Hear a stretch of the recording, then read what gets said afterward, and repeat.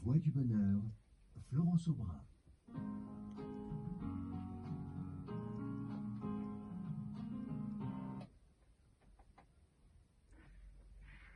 Bonjour à tous, nous recevons Vanessa Robson, facilitatrice et formatrice trilingue.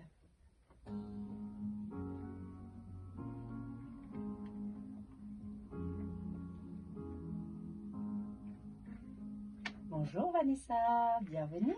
Bonjour Florence. Alors présentez-vous rapidement.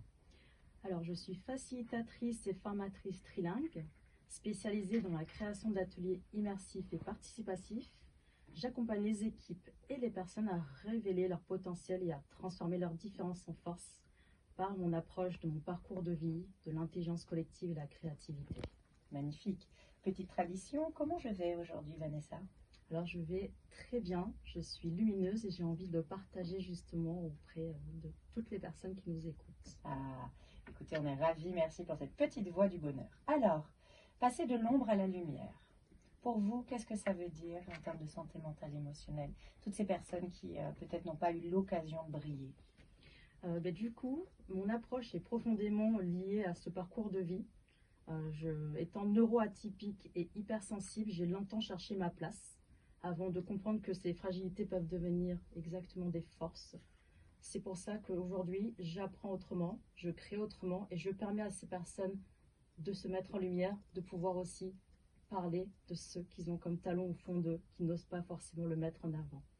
C'est tellement important et tellement d'actualité. Merci en tout cas pour ce que vous faites. Alors votre parcours de vie, votre vécu a permis donc ce déclic pour vous-même, mais aussi pour accompagner toutes ces personnes vivantes, résilientes. Parlez-nous-en.